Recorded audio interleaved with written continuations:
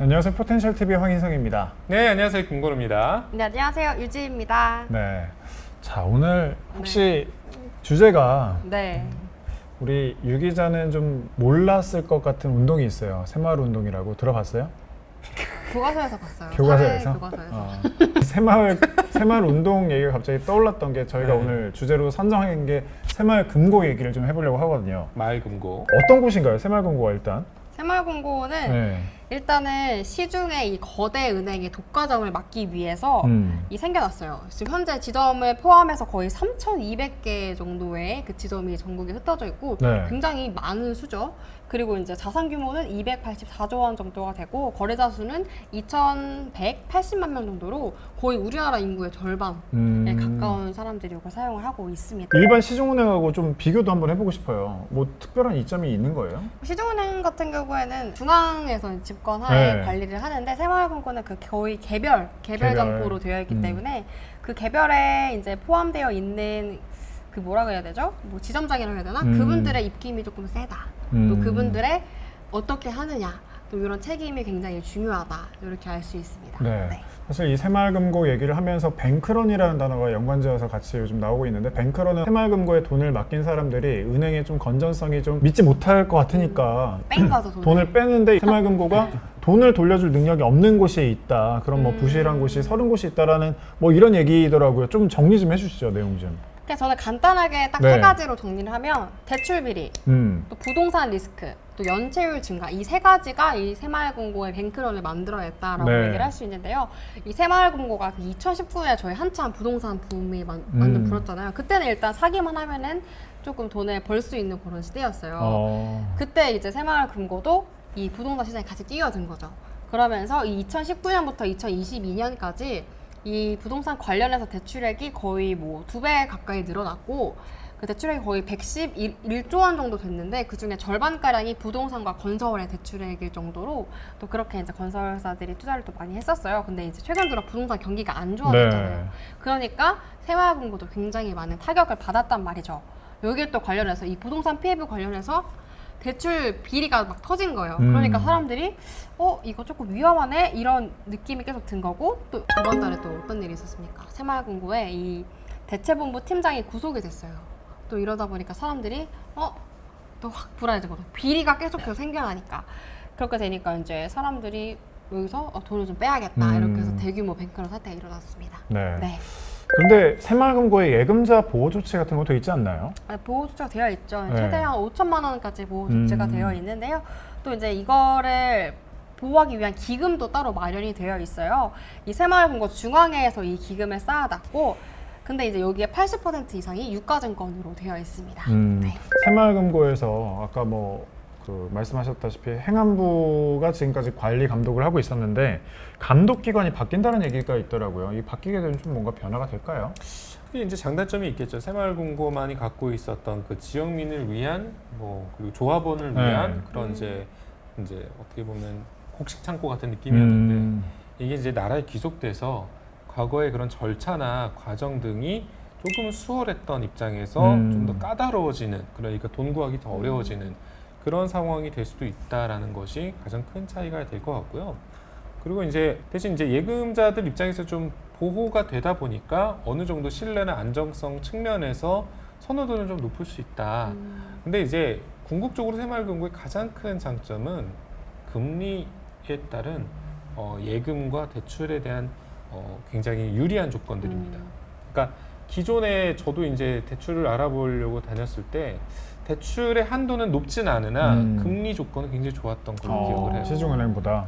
왜냐면은 이제 제가 뭐 아파트 담보대출을 받으려고 그 지역에 있는 새마을금고를 갔었는데 금액은 다른 은행에 비해서 좀 까다롭고 좀 작았어요. 근데 뭐 이자율은 그렇게 높진 않았던 걸로 기억을 해요. 그러니까 그런 부분에서의 차이가 좀 있다고 생각을 합니다. 현재 지금 상황은 어떤 거예요, 그럼? 지금 현재 상황은 많이 안정을 찾았어요. 사실 안정세에 많이 들어갔고 네. 이 정부가 합동 대응을 했기 때문에 안정세를 찾아가고 있어요. 왜냐면 은행이 일단 뱅크런 사태가 발생하고 파산을 하게 되면 이게 그 은행만 문제가 되는 게 아니라 꼬리에 꼬리를 물고 진짜 도미노 사태처럼 모든 어떤 나라 전체적으로 영향을 미칠 수 있기 때문에 정부까지 이제 가세를 해서 이게 안정세를 찾아가고 있는데요. 그래서 재해치 건수가 12,000건을 넘어섰다고 뺀 사람들이 다시 이제 논 거죠. 그게 한 12,000건 정도를 넘어섰다고 해요.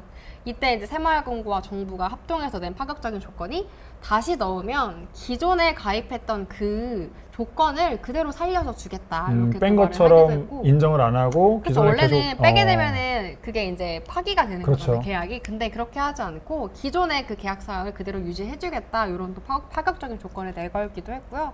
그리고 이제 좀 재밌다고 해야 되나? 재밌는 거는 이게 5천만 원까지 보장을 해준다고 했잖아요.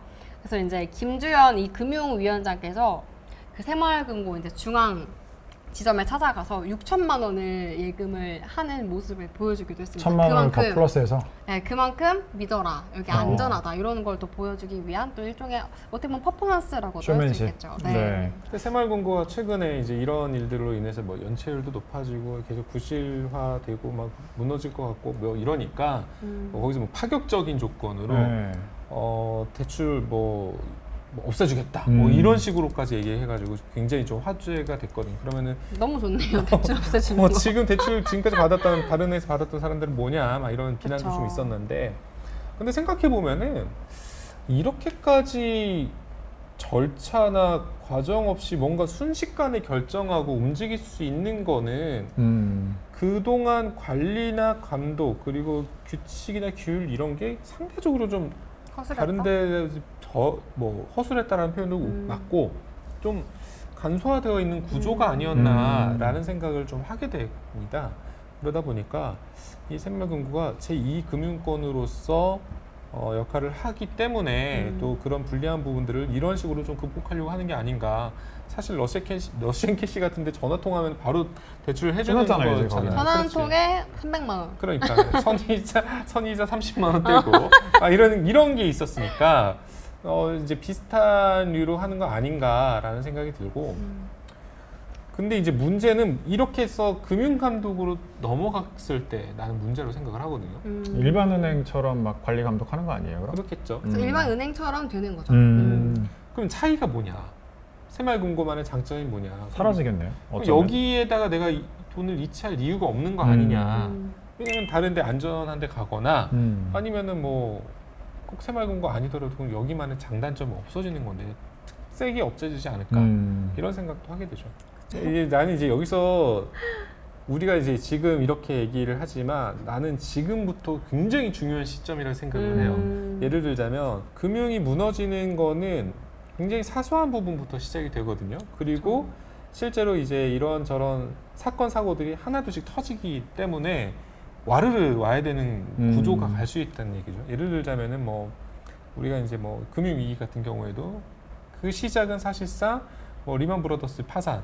근데 그 전에 뭐 연체율 증가 뭐 이런 부분들이 있었기 때문에 그렇게 있었던 거고 모기지로는 뭐 들어보셨겠지만 그런 그쵸. 부분에서 연체율이 계속해서 높아지는데 그러니까 지금 뭐 빅쇼트 같은 거 영화만 보더라도 텅 빈 집에 대출 무한대로 나오고 막 이랬던 것들이 지금 사실 좀 닮아가는 게 아닌가라는 생각을 합니다. 그래서 집값이 속절없이 무너지는 때가 한 번 오지 않을까. 왜냐면 PF 대출부터 시작해가지고 지금 그쵸. 전체적으로 이런 시그널들이 계속해서 온다는 얘기는 앞으로 6개월에서 1년 동안은 이 방송을 보시는 여러분들은 어떻게 보면은 지금 굉장히 중요한 지점을 지나고 있는 게 아닐까라고 한 번쯤은 생각해 볼 필요가 있다고 생각해요. 위기에 대한 경고로 봐도 되겠네요. 네, 왜냐하면 아니 새마을금고 같은 이런 규모 있는 그래도 금융 기관이 지금 이렇게까지 뱅크런이라는 게 있어?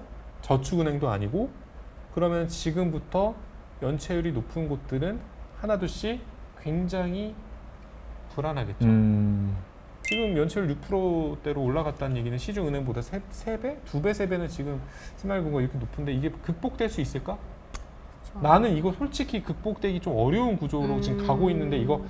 애써서 지금 세금으로 다 틀어막고 있다 생각해. 그렇죠. 그런 부분도 없지 않아 있죠. 왜냐면 시중 씁쓸하네요. 그 제일금융권의 음. 1분기 연체율이 0.33%라고 합니다. 이렇게 보면은 지금 새마을금고 연체율이 지금 6%, 7% 가까이 가고 있는데 굉장히 많은 차이가 나는 거고, 사실 저축은행 같은 경우에도 연체율이 한 5% 정도 된다고 해요. 그거보다도 높은 지금 연체율을 보이고 있기 때문에 이 앞으로의 귀추가 참 주목이 되고, 이걸 어떻게 잘 틀어 막을 것이냐. 틀어 막는데 잘 막아야겠죠. 그 안에가 썩어서 굼지 않도록 이런 부분들을 잘 신경을 써서 또 판단해야겠습니다. 알겠습니다. 네. 참 이런 사건 사고 나올 때마다 참 씁쓸합니다. 예, 새마을금고 예, 믿었던 곳일 텐데 많은 분들이. 아무튼 여기까지 저희는 소식 전하도록 하겠고요. 오늘 순서 여기서 마치도록 하겠습니다. 여러분 고맙습니다. 감사합니다. 고맙습니다.